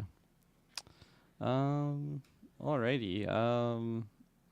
I'll quickly mention the chief. Again, there's another design I really love. Just his like tribal tattoos, whatever he had, and he had this like ceremonial like necklace thing. It's probably just like to announce that he's the chief or whatnot, but I loved his look so much, and even like the queen too. I found it was Kate Winslet that did the voice for her, which kind of surprised me. I did not hear her voice at all during the movie, but you know she's not playing Kate Winslet; she's playing a Na'vi character, so good on her for changing her voice. But yeah, and again, like I shouted out the chief's daughter and stuff there. like. Yeah. Yeah, that's right. So yeah, I think I really just like the new design of these Na'vi, and although we didn't really go too deep with a lot of their character stuff. Oh, that I reminded myself. Dylan mentioned, Taylor mentioned the what's like the Sirius's name again? Like the title of it. the who what? The Sirius, like there's like the king, and then like the Oh, like the chief's wife? Yeah. The Like Sahik? yeah, there you go. So like her kind of seeing some sort of potential in like Kiri or some, or like not even potential. It's just like she notices that something's going on. You're a freak, Parker, which was me earlier. Yeah, you're a freak. Jesus. That's Kiri, another you're a thing freak. where it's like I just can't believe that we didn't have like a dialogue between either her and Kiri or the chief's daughter and her, because Chief's daughter was like really intrigued in the way that she was just kind of interacting with the creatures. And was that just edited out of the entire movie, or did they really just not want to even like unravel that at all? I don't know. I'm getting reminded about things that we already did the negative section. This isn't supposed to Yeah, happen. Kirkland, what's going on here? I thought you loved this thing. Oh no, my points are gonna be lower than I thought. But yeah, anything else on like the new Way of Water village that we were at? No, I mean, I love the merfolk. I think they were great. The merfolk, yeah. When they made an emphasis about the tails, I really started to think like, okay, like, so what's really going on here? Like, did they not have tails? And I was trying to look and see, and then when you finally see that they have these fins, I thought that was cool. Like you already mentioned, just the subtle differences in their physique and their builds, like being more like kind of like skinny and slanky to the more buff and like jacked versions that they are. Yeah, I really liked the world, and I liked their designs and all that. They look super cool. The chief was really awesome. I'm glad that he's still alive because I really liked his character, and I'm excited to see what more comes out of him. Not to go back on the cons here. But we keep getting back. That's I know. not good. Well, this is something that I don't even know if it's really a con, but it's something I noticed when Jake arrives at the human ship with the force of the merfolk, and the whale Free Willy does his thing and lands on the boat, and then all the Navi storm the ship. The battle ensues. The battle goes on for a while, and then afterwards, it's just Jake and his family left, and everyone else fucked off. That's a good question, or that's a good point. Sorry, I didn't even think about that. Actually, they totally do just fuck off. It's weird, right? Well, there's like a ring of fire around them. But they fucked off before that too. Like oh no, fire beats water. We gotta go, guys. Yeah. So just it was a peculiar thing, I thought, but I just think like maybe they thought like, okay, yeah, well, I got my daughter. We're bouncing now. So. We totally fucked them up. We totally won that. They're like back at their village. Yeah, we did it. We killed the beast. It's like, where's my daughter? Where's her? Yeah, where's Jake Sully? All right. Someone I actually forgot to talk about at all, which is probably fitting for her lack of appearance, is Natiri. Dylan, you briefly brought her up with the spider interaction, but yeah, I was super bummed by just like the backseatness of her. I feel like the decision to have that, it wasn't the most egregious because like it was mostly just showcasing the kids and like their new environment and like the new, I don't know, just things that are going on with them. But like for my favorite section of this movie being that like intro to the Way of Water, that was really where like Jake Sully and Natiri just like disappeared. They're like on doing the couples massages and stuff, probably while like they really just weren't on screen like at all, other than spliced in when the kids would fuck up and then Jake would do his little talk and then they would just kind of disappear again. And I think that's my favorite character from the first movie, so I just was really bummed that she completely disappeared for the most part. I did like her popping off at the end when she goes full mom mode. That like, and just like basically a demonette. Like she was popping off with her bow and arrow again. So that was a fun little showcase. But to only have that for like 7 minutes the entire movie when she was such a key part of the first movie, I was a little bit bothered by that because I really like the character. I'm glad she's still alive because maybe that will mean I am getting more. But I don't know. I don't think I'll ever reach like the screen time that she had in that first movie, or just like the full effect for it, because she was really just like an upset mom that she's like, no, Jake, we can't leave the people, and then he like, no, we got to. It's like, okay, we're gonna do that, and then she just goes along with it. And I don't know, for like she had a lot of great character moments in the first, but just kind of backburnered on a low temp too, which is just never really reaching boiling point. So yeah, she definitely was more in the backseat for this, and I think that is the thing and the trouble. She was in the trunk. Let's be real. She was in the trunk. When you introduce new characters, I always reference how Force Awakens did this so well. You have Luke Skywalker, you have your main head honchos. It's going to pull the attention away. People are going to want to get to see those main juicy characters more, and it's going to pull the spotlight away from the new character introductions. Now, in this instance, you have those old characters that people really wanted to see, but then they didn't give them enough to kind of keep people focused on them, and didn't give the new characters enough to keep people focused on that. I mean, I say that for the general audience. Me personally, I felt like I had enough to kind of keep going with it, but at the end of the day, Zoe Saldana definitely did not have enough. What kept you going with her? What kept me going on was just like seeing her constant struggle and pain at just. I just kept self thinking to myself, like, okay, yeah, ever since she met like Jake's the causation for all of the pain in her life. After she lost her son, that was one thing, but when she broke her bow, oh fuck, the wood of home tree, she was fucking livid. So, and I like that Spider was hiding from her. That just really made me feel like, okay, like, Yeah. like Spider is supposed to be the feral one, but now, like, who's really the feral one in this instance? Like, she was fucking spooky. Definitely not Tarzan boy with the rebreather. I don't think he's the feral one compared to the actual native Na'vi creature there. But yeah, that I really like that moment too, when she was popping off and he's just hiding from her, and it just really like puts this lens of threat and like villain that the Na'vi could really be perceived at by someone like so vulnerable. You know, they got carbon reinforced bones and all these things that Ranger Rick told us in the first film. He has this pre-existing notion too, where he never got to understand or see what really happened. He knew who his father was, but he at some point he got to see, okay, how he really died. He got to see Neytiri going full feral mode and killing him. And so I think in that moment it makes it even more heavier why he's hiding, because he is afraid of her, that, okay, I could be, what if I become him? What if she kills me? Yeah. So, yeah. Fair enough. Yeah. I don't have much more to say on Neytiri, but yeah, like for me, like I can't think of a single scene that Neytiri and her son have together.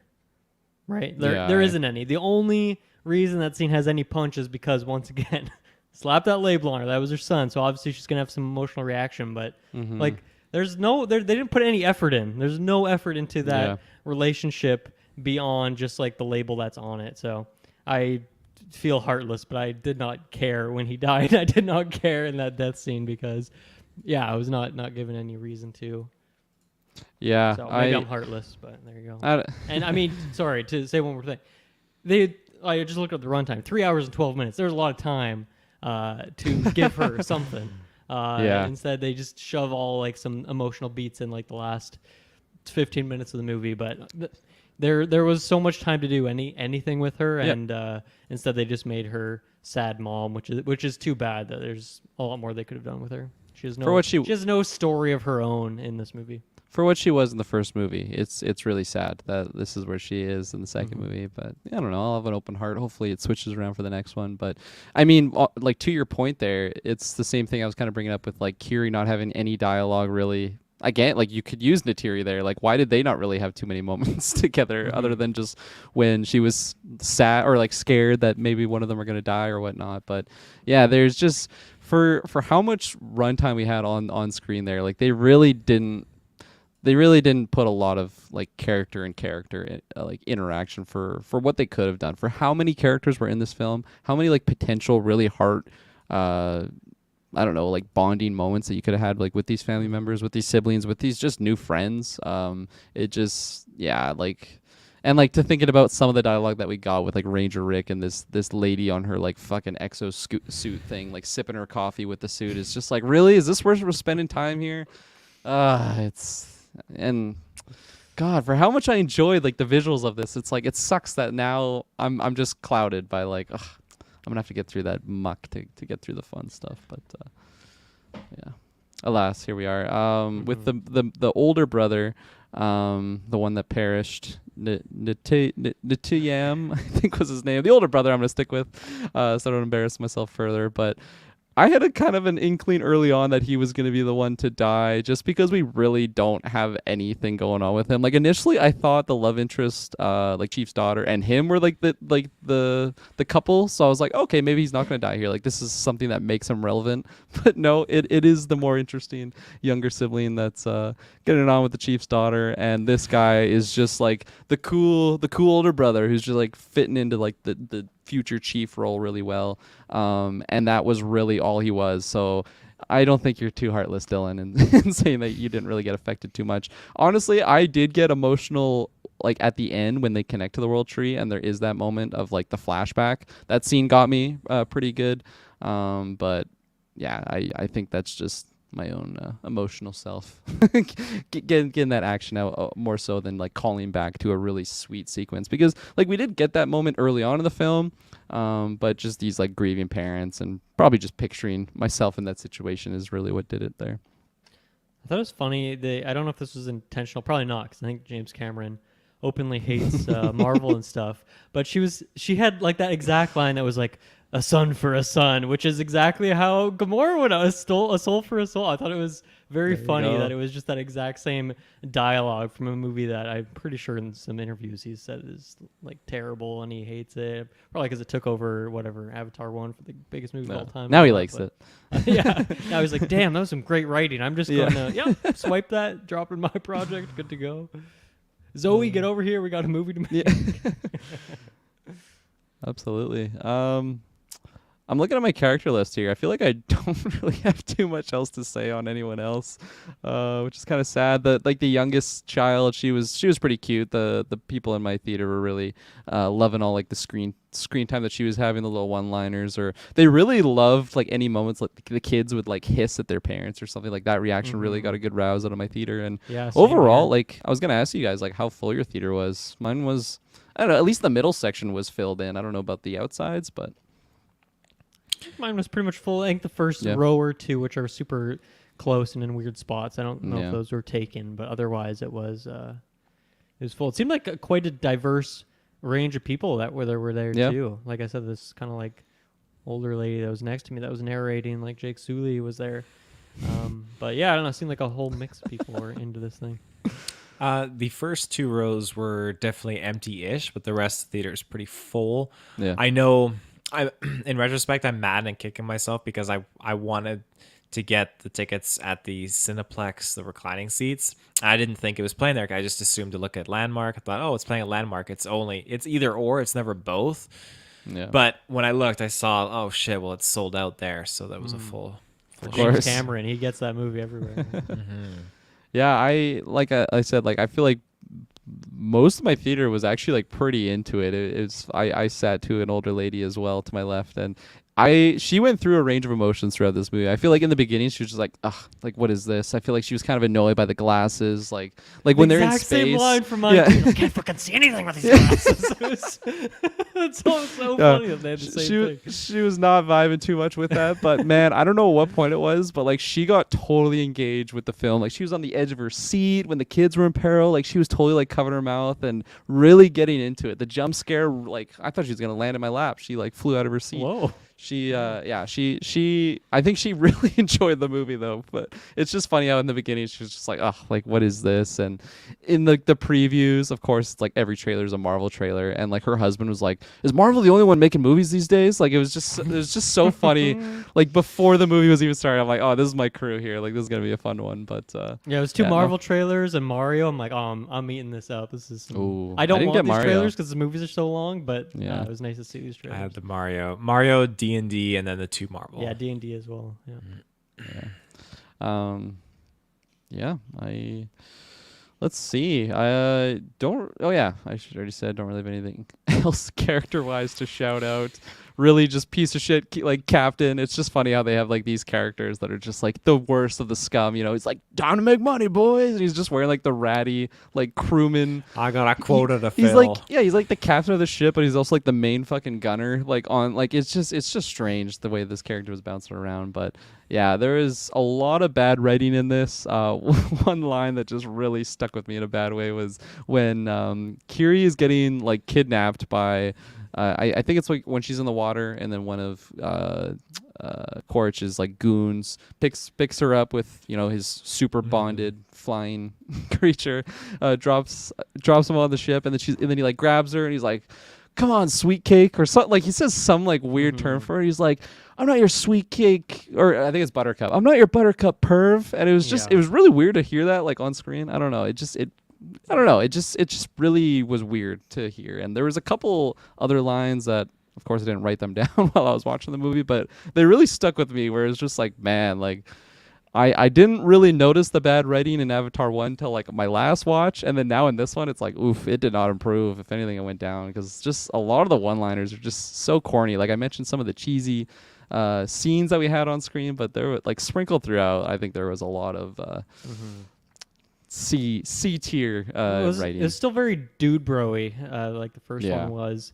And I swear, like the most common word in this movie must be bro. Everyone's calling each other bro the whole way. Cuz, hey cuz, hey bro. Hey cuz, yeah. bro. I was Spider for sure. Hoorah! when Quaritch gets the flying creature, she's like, "Hoorah!" They're like, doing the whole marine chants and everything. It was fun times. He dropped Taylor, a Semper Fi too in his little video chat. He did. Oh man. Okay, so when the Spec Ops are like first like in like the woodland realms and they're popping off, war is basically starting and it's going on. Taylor, I'm not gonna lie, I was like, man, I'm getting a Pandora Modern Warfare 2 like operator or something. I can see it. Just like them in full crew. I'm like, I know, like this is what I want right now. I'm taking this in Modern Warfare 2. Yeah. They're like 8 feet tall too, just like way bigger than other characters. Just a bullet sponge, but I definitely got that Modern Warfare 2 I don't know, I guess vibe from just them in the suits and in the train and everything. When they were stalking through the forest there and Jake and Natiri were just like taking up their different positions, I love that. When Jake was like silently executing and Natiri was popping off, those sequences with his were like so axe, cool. like his tomahawk thing. I'm getting like Assassin's Creed 3 vibes, man. Oh yeah, that was good. so cool. That's another thing too that I really liked with Natiri is she did it in 2 different sequences, and I like that they adapted to do that in the first movie.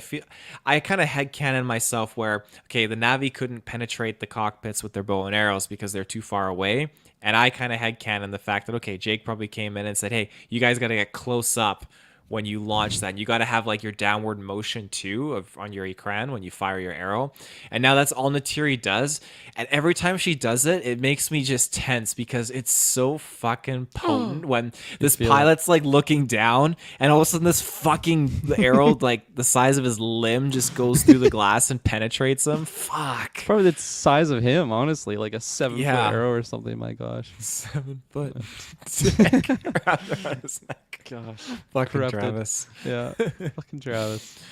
On the note of arrows though, when Miles was like when he was like mesmerized by the green like feathered arrow that landed in front of him, and he's like, what did he say? Is like, hey Mrs. Sully, get your calling card or something like that. Okay, that's something. So with Quaritch's like, I guess, clone of himself, when did he like get the memories? Is it like basically right when he died, or is it like when he did that recording? Like when he did the recording, that was up to that point. And what point in like the first movie was that? Because like when I that first was right saw before that they rolled out to hit the Tree of Souls. Oh, okay. Yeah. See, I thought that was like way earlier in the film. So when Quaritch was just like remembering things from the first movie, it just seemed, I don't know, like, I mean, it kind of is explained now that I know the timeline of it, but it just seemed kind of fortunate. That's just like, oh, he knows exactly about these arrows and all these things. And I don't know. It just, I don't know. Maybe I'm in the minority here where I just didn't grasp onto it, but I think it could have been explained a little bit better. I mean, I guess based on what you said, he wouldn't have known at the moment that she killed him. But then when they like very early on is when they find his corpse, and I guess he would see the arrow there and make the connection. So that's point. how I took it. Yeah. There you go. Yeah. Cool. Anything else to shout out? I got my just couple VFX details. I loved when they were new Admiral lady is like showing Quaritch just the new shebang, and then they just have these little like crafter robots. So many things in this movie. I'm like, Man, give me this Pandora RTS game right now. Like we got multiple factions Oh, now. We got so many yes. unique like special units. We got monster units. Fucking give it to me. We got one for Dune. I'm ready the for first it. person Yeah. Frontiers of Pandora game. That's what we're getting. I want the RTS more so than the FPS. I'll take the FPS operator pack for Modern Warfare. But yeah, there's just, especially like we got resources and stuff, a lot of inhumane resources, but still, I just think the different terrains and stuff like that, especially if we keep getting these movies, somebody make this RTS game. Come It's on. a really now. good game. I'm down. All right. Anything else? No? All right. Final thoughts. I'll start with Dylan, maybe. Yeah, I mean, I don't do numbers, but I would absolutely give this a failing grade. I coming off the first one, watching it again recently, I don't have great memory for it. Wasn't super hot on it. Was really hoping going into this that I'd be able to find some of that love for Pandora. But I think after seeing just what they're trying to do with these movies, I'm checked out at this point. I don't think I will see 3, 4, 5, 6, 7, any of these other ones. I'm gonna leave that review up for you guys at this point. I just don't think there's going to be anything in any of these movies that's going to be for me. There's nothing here. There's no substance that I'm interested in here. So, yeah, really, I don't even know if I should say I was disappointed. I guess I was holding on to an inkling of hope that I might like this thing, but based on the first one, I mean, I guess maybe that was a fool's hope. So, there you go. Failing grade for me. Unknown which number, but a failing grade nonetheless. Arbitrary number.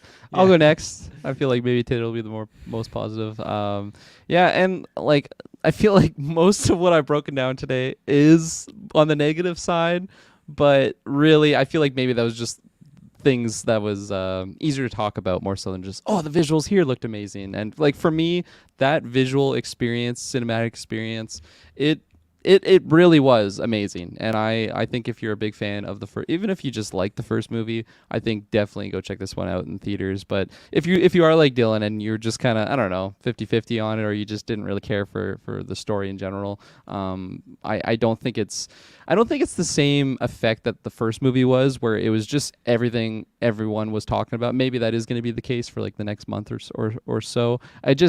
For me, like I didn't have that same effect when I left the theater of like, holy fuck, this whole new world, Pandora, like this is blowing my mind. And that's really what I had in the first one. I was still blown away by the visuals, but still I think just a lot of those cringy stories, character lines, a lot of stuff that I've already mentioned so many times tonight. It really did bring that score down significantly. And coming into the review, I was more positive on it. Obviously, the more we talked about it, the more I was kind of reminded of like, oh yeah, that really kind of was nails on chalkboard at this particular moment. But I'm leaving up, optimistic hope going forward in the series that it does get better. But yeah, I think today I'm going to give this one a 7 out of 10, which, it's still pretty good. I don't know what letter grade that would be. Maybe a C or C plus or something like that. C Because, tier, yeah. because yeah, like for a 3-hour movie, like Taylor mentioned in the non-spoilers, like, I really didn't feel the time for this, and I really had to pee at the start of it, but I managed to made it through, and I was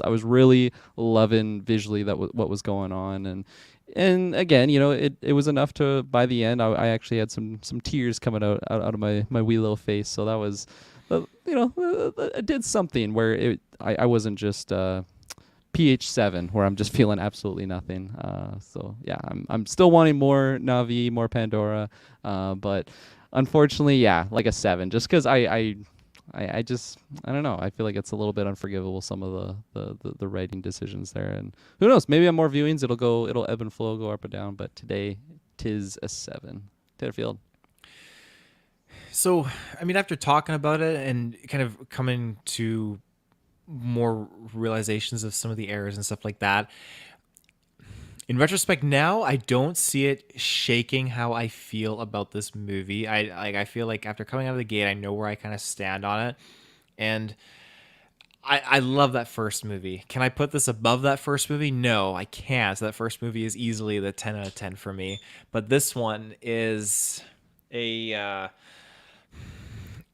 worthy successor sequel, in my opinion. I feel like everything that we kind of get to explore is a great world building experience. I thoroughly enjoy seeing different degrees of development with certain characters, and just kind of really being immersed back into this alternative world of Pandora. I think it's fascinating, and just kind of like them just reaffirming how humanity fits into here, because going into this, like I had that Force Awakens feeling, like, oh my god, it's been so long, like I can't wait to get in here. Like a couple people clapped at the end of my showing, like people, like there was definitely like excitement. So when I was going in, I was really curious to see how humanity was going to come into this picture, like how they're going to return, what they're going to do. And so I feel like I got a lot of questions answered. I got a lot of kind of the callbacks and everything that I'm a huge sucker for, which is great. And just hitting different notes of nostalgic things that I love in other movies that they kind of incorporate in here. I totally jived with. And overall, some of the narratives that they tackled, I feel like they hit where I'm at in my life. They kind of really hit me extra hard, just kind of like realizing certain things and all that kind of stuff. So I definitely had moments where I teared up and thought to, just thinking of how these narratives are spun and stuff, which is really nice. But I would probably give this a I'd probably go like a 9.5. I was thinking maybe Give like it a 10. You no, want to give it a 10. No, I wouldn't give it a 10. No, because the first one definitely is that 10 out of 10, because I feel like for me it was paced well. That's go check out a retrospective. But this one, it was smaller scale, and I like how you guys kind of alluded to that this is like the bridge between that third one, and that third one is like the one I really want to get to.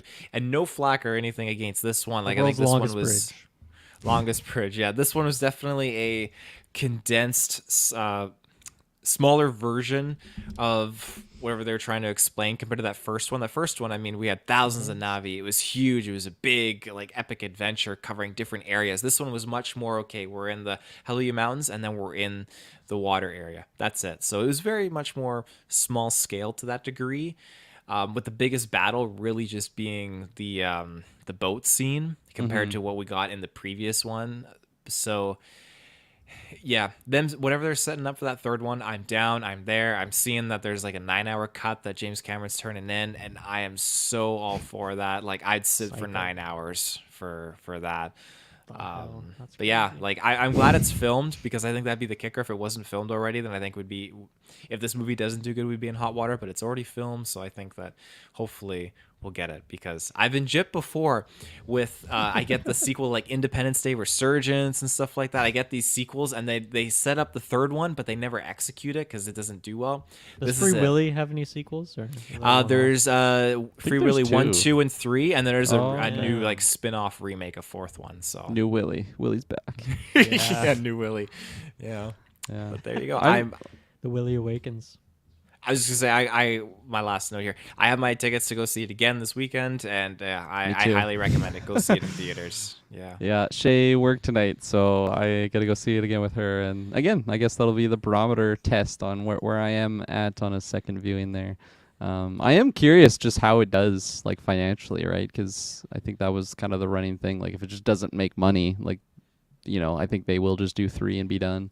But we'll see if it has that effect. But thank you, gentlemen, for joining me tonight. That was it was a long one. Still an hour plus if you're trying to time it with the movie, but still we did a pretty good job breaking it down. Thank you, Dylan, for getting through this super long movie that you'll probably never watch again. But still, it was a pleasure having you on. Never again. In my life. Not gonna rewatch it with Muds. Absolutely not. No, she was like, "What's your quick review?" And she's like, "Oh, I'm glad I didn't go see it. Thanks." Right on. All right, ladies and gentlemen, links are all down below. All the plugs were said in the beginning. Thank you for joining us, and we will see you next time. Bye. Bye.